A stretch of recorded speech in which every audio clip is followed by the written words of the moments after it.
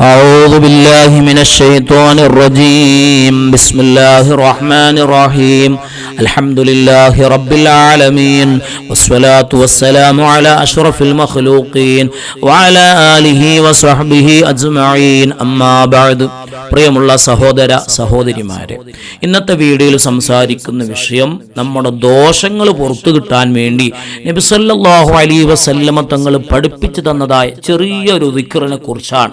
ഈ ദിക്ർ അല്ലാഹുവിന് ഏറ്റവും ഇഷ്ടപ്പെട്ട ദിക്റാണ്. നബി സല്ലല്ലാഹു അലൈഹി വസല്ലമ തങ്ങൾ പറയുന്നു, അഹബ്ബുൽ കലാമി ഇലല്ലാഹി സുബ്ഹാനല്ലാഹി വബിഹംദിഹി. അല്ലാഹുവിന് ഇഷ്ടപ്പെട്ട ഏറ്റവും നല്ല വചനം സുബ്ഹാനല്ലാഹി വബിഹംദിഹി എന്നുള്ളതായ വചനമാണ് അല്ലാഹു സുബ്ഹാനഹു തആലക്ക് ഏറ്റവും ഇഷ്ടപ്പെട്ടതായ വാചകം. അതുകൊണ്ട് നബി സല്ലല്ലാഹു അലൈഹി വസല്ലം തങ്ങൾ മറ്റൊരു ഹദീസിലൂടെ നമ്മെ പഠിപ്പിക്കുകയാണ്, മൻ ഖാല സുബ്ഹാനല്ലാഹി വബിഹംദിഹി ഫി യൗമിൻ, ദിവസവും ഒരാൾ സുബ്ഹാനല്ലാഹി വബിഹംദി എന്നുള്ള ദിക്ർ ചൊല്ലി 100 മറത്തിൻ 100 പ്രാവശ്യം ചൊല്ലിയാൽ ഹത്തത്തു ഖത്വായാഹു, അവന്റെ ദോഷത്തെ മായ്ക്കപ്പെടുന്നതാണ്.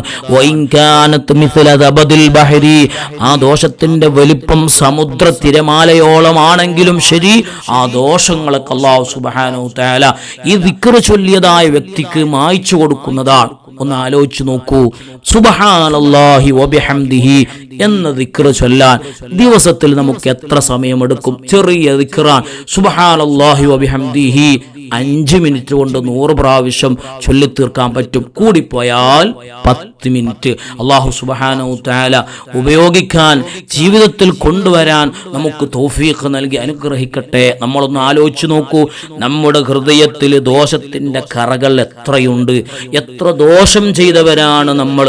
ആ കറകളൊക്കെ മായ്ക്കാൻ ഹബീബായ മുഹമ്മദ് റസൂലുള്ളാഹി സ്വല്ലല്ലാഹു അലൈഹി വസല്ലം തങ്ങൾ പഠിപ്പിച്ചതായ ഒരു ദിക്റാണ് സുബ്ഹാനല്ലാഹി വബിഹംദിഹി.